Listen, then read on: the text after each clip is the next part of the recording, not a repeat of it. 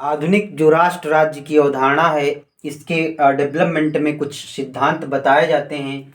जैसे राज्य की उत्पत्ति कैसे हुई है, यानी उत्पत्ति के सिद्धांत। इसमें अगर देखोगे प्रमुख सिद्धांतों में तो कहा जाता है राज्य है वो देवताओं की शक्ति से इसका उद्भव हुआ, यानी दैवी दैवी दैवी उत्पत्ति का सिद्धांत, जिसमें बताया गया है राजा का निर्माण जो हुआ है इंद्र की शक्ति से, या ब्रह्मा जी की शक्ति से, या वायु की शक्ति से, या जल से, या कई सारी जो ब्रह्मांड की शक्तियां हैं उनसे एक राजा का निर्माण हुआ है। और एक राजा के रूप में बालक भी उतना ही पावरफुल होगा जितना एक वृद्ध या समृद्धशाली व्यक्ति। ऐसे ही आपने पढ़ा होगा सामाजिक संविदा,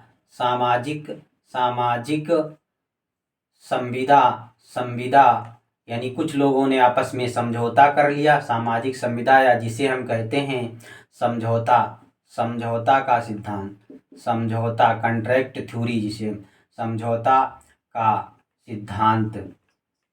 और प्रमुख सिद्धांतों में देखोगे तो कहा जाता है कि जो राज्य है ये पितृसत्ताक शक्तियाँ रही होंगी, यानी पितृसत्ताक स्टेट कुछ होते हैं, कुछ मदर कंट्रीज। पितृसत्ताक या पितृशक्ति का सिद्धांत, पितृशक्ति का सिद्धांत, इसके अंतर्गत बताया जाता है कि जो राज्य है इसका निर्माण हुआ है और इसमें जो शक्ति है राज्य की पावरफुल शक्ति वो पिता या पुरुषवादी समाज यानी पुरुष के नेतृत्व में काम करता है राज्य। ऐसे ही कुछ राज्य होते हैं जिन्हें मातृसत्ताक या मदर कंट्री या मातृशक्ति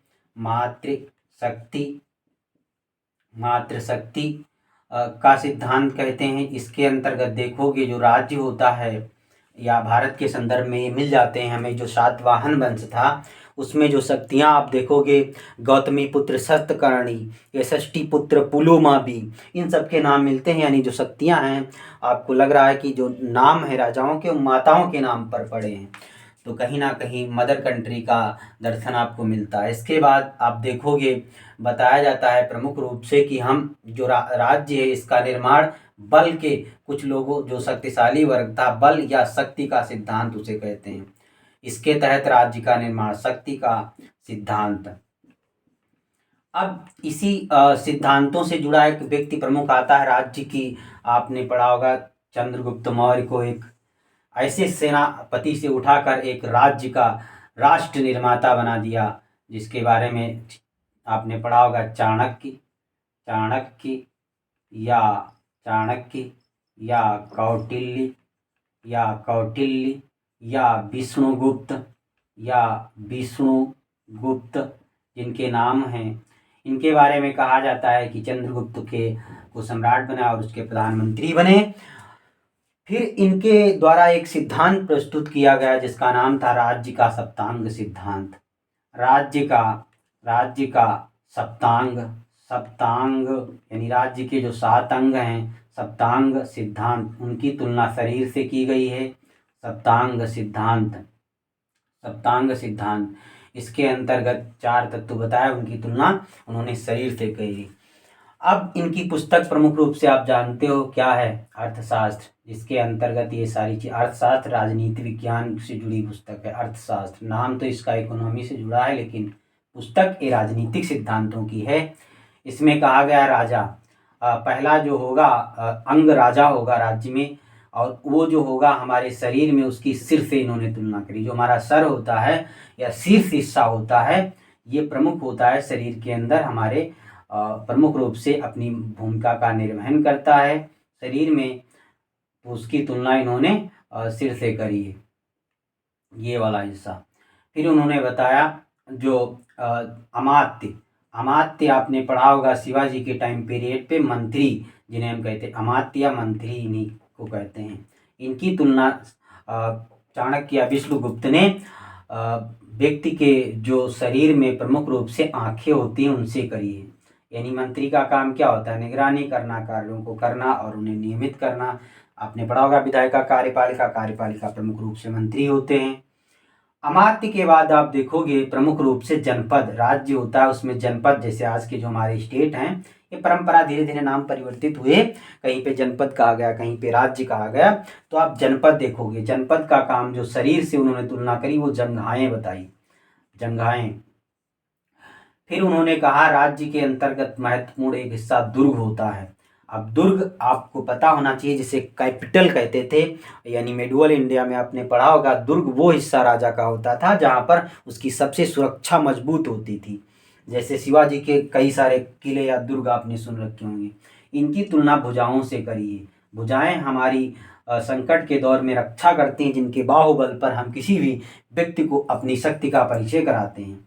आपने इसके बाद कोष के बारे में बताया, उन्होंने कोष, यानी राजा, कोई भी राज्य है तो उसके कोष या खजाने पे डिपेंड करता है स्टेट कैसा होगा। महत्वपूर्ण हिस्सा, कहते भी हैं कि अर्थ के बिना सब व्यर्थ है। तो कोष की तुलना उन्होंने व्यक्ति के प्रमुख रूप से मुख से कर दी। मुख क्या होता है हमारा, ये कोष का ही काम करता है, हम खाते जाते हैं और कई सारी चीज़ों की हमें पूर्ति करता चला जाता है। फिर उन्होंने दंड का विधान, हर राज्य में एक दंड का भी विधान होगा ना, दंड मतलब दंड का काम, सेना, दंड या सेना। इसकी तुलना उन्होंने मस्तिष्क से करी है।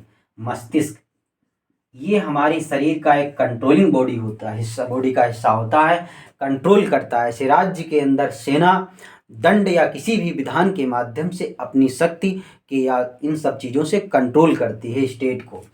इसके बाद उन्होंने बताया राज्य के जो मित्र होते हैं, एक मित्र अंग बताया, और मित्र हमारे कान जो हमारे शरीर के होते हैं, मित्र का काम करते हैं, यानी पड़ोसी हमें अगर अच्छा है, यानी नियर गुड कैसी स्टेट पॉलिसी रहती है, ये सब चीज़ें उसमें हमें मिलती हैं। आपका मित्र अच्छे होंगे तो आपको जो अंदर डेवलपमेंट होगा, अवधारणा होगी, हमेशा सकारात्मक रहेगी।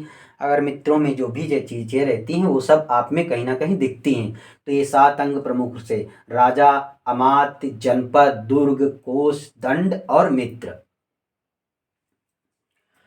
जो राज्य की उत्पत्ति के सिद्धांतों में प्रमुख हमने 5 सिद्धांत, दैवी उत्पत्ति का सिद्धांत, सामाजिक संविदा या समझौता का सिद्धांत, पितृसत्ता क्या पितृशक्ति का, मातृसत्ता क्या मातृशक्ति का सिद्धांत, बल या शक्ति का सिद्धांत, ये प्रमुख रूप से संक्षिप्त विवरण था।